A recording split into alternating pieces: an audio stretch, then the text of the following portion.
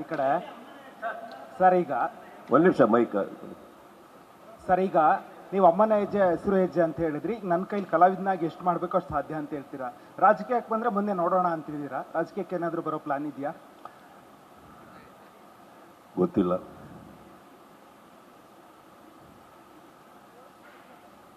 ಆ ರೀತಿ ಯೋಚನೆ ಏನಾದರೂ ಇದೆಯಾ? ಯೋಚನೆ ಇಲ್ಲ, ಅವಾಗ ಯೋಚನೆ ಬರಂಗ್ ಮಾಡ್ತಾ ಇರ್ತಾರೆ ಕೆಲವರು.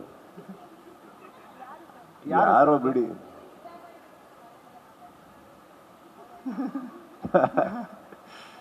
ಇಲ್ಲ, ಸಿದ್ದರಾಮಯ್ಯ ಅವ್ರ ಪಾಪ ಅವ್ರಿಗೆ ಆಲ್ರೆಡಿ ಅವ್ರದ್ದೇ ತಲೆನೋವುಗಳು ತುಂಬ ಇದೆ. ನನ್ನನ್ನು ಸೇರಿಸ್ಕೊಂಡು ಯಾಕೆ ಅವ್ರಿಗೆ?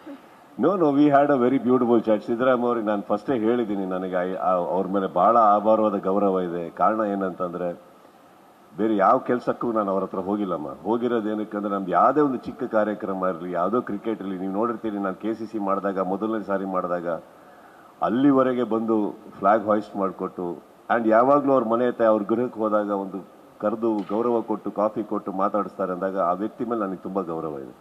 ನನಗೆ ಪರ್ಸ್ನಲಾಗಿ ಏನೋ ಕೆಲಸ ಮಾಡಿಕೊಟ್ಟಿದ್ದಾರೆ ಅನ್ನೋ ಕಾರಣಕ್ಕಂತಲ್ಲ, ಅವ್ರು ಸಿಕ್ಕಿದಾಗ ತುಂಬ ಪ್ರೀತಿಯಿಂದ ಮಾತಾಡ್ತಾರೆ. ಅದನ್ನು ಮಾತಾಡ್ತಾ ಇದ್ವಿ ಅಷ್ಟೇ, ನಾವು ಬೇರೆ ಏನಿಲ್ಲ. Yes sir. ಹಾಂ, ಹಾಯ್ ಸರ್.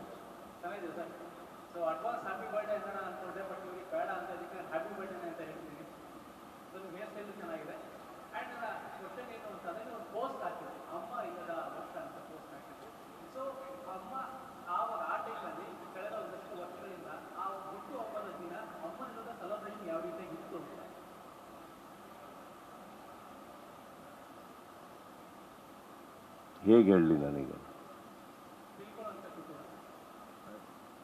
ಕಷ್ಟ ಆಗುತ್ತೆ ಸರ್. ಅದು ನಾನು ಆದಷ್ಟು ಆ ಮನೆಯಲ್ಲಿ ನಾನು ಟೆರೆಸ್ ಬಿಟ್ಟು ಇಳಿತಾನೆ ಇಲ್ಲ ಕೆಳಗಡೆ. ನನ್ನ ಒಟ್ಟಿಗೆ ಇರೋರಿಗೆ, ನನ್ನ ಇಲ್ಲಿರೋ ಕೆಲವು ಸ್ನೇಹಿತರಿಗೆ ಮಾತ್ರ ಗೊತ್ತು. ನನಗೆ ಕೆಳಗೆ ಇಳಿಯೋಕೆ ಆಗ್ತಾ ಇಲ್ಲ. ಅಲ್ಲಿ ಆ ಖಾಲಿ ಮನೆ, ಖಾಲಿ ಕುರ್ಚಿ, ಅದು ಎಲ್ಲರ ಜೀವನದಲ್ಲಿ ನಡೆಯೋದೇ ಸರ್. ಇದು ನನ್ನ ಜೀವನ ಮಾತ್ರ ಅಂತಲ್ಲ, ಎಲ್ಲರ ಜೀವನದಲ್ಲೂ ನಡೆಯುತ್ತೆ. ಎಲ್ಲರಿಗೂ ಆಗುವಂಥ ನೋವೇ ಇದು. ನನಗೆ ಹೊಸದು. ನಾನು ಬೇರೆಯವ್ರದ್ದೆಲ್ಲ ಕೇಳಿದ್ದೆ, ನನಗೆ ಹೊಸದಲ್ಲ.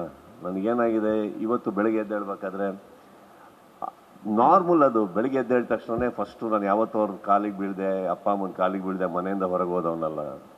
ಹುಟ್ಟು ಹಬ್ಬದ ದಿನ ಫಸ್ಟು ಅವ್ರ ಕಾಲಿಗೆ ಬಿದ್ದು ಏನೋ ಇರುತ್ತಲ್ಲ ಸರ್, ಅದು ಏನಾಗುತ್ತೆ, ಅದು ತುಂಬ ಕಷ್ಟ ಆಗ್ತದೆ ಅಷ್ಟೇ, ಬೇರೆ.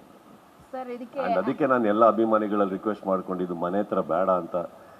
ಹಾಗಂತ ಅಭಿಮಾನಿಗಳ ಮೇಲೆ ಅಥವಾ ನನ್ನ ಸ್ನೇಹಿತರ ಮೇಲೆ ನನಗೆ ಕಮ್ಮಿ ಪ್ರೀತಿ ಇದೆ ಅಂತಲ್ಲ, ಆ ಮನೆ ಹತ್ರ ಗಲಾಟೆ ಬೇಡ. ಅದೊಂದು ಸಂಪ್ರದಾಯ ಅಂತಲೂ ಹೇಳ್ತಾರೆ, ಮನೆ ಹತ್ರ ಸದ್ದಿರಬಾರ್ದು, ಶಬ್ದಗಳು ಮಾಡಬಾರ್ದು, ಒಂದು ವರ್ಷ ಆಗೋ ತನಕ ಅಂತ ಹೇಳ್ತಾರೆ. ಆ ಪದ್ಧತಿನೂ ನಾನು ಫಾಲೋ ಮಾಡಬೇಕು. ಈ ಕಡೆ ಇವ್ರುಗಳ ಮನಸ್ಸಿಗೂ ನೋವಾಗ್ದಿದ್ದಾಗ ನೋಡ್ಕೊಬೇಕು. ಇವತ್ತು ಬೆಳಗ್ಗೆ ಬಂದು ನಾನೇನು ಪತ್ರ ಬರೆದಿರ್ಬೋದು, ಬಟ್ ಏನು ಮಾಡ್ತೀರಿ ಹೇಳಿ, ಪ್ರೀತಿ ತಡೆಯೋಕ್ಕಾಗಲ್ಲ. ಇವತ್ತು ಬೆಳಗ್ಗೆ ಬಂದು ಎಲ್ಲ ಕೂಗ್ತಾಯಿದ್ರು ಮನೆ ಹತ್ರ.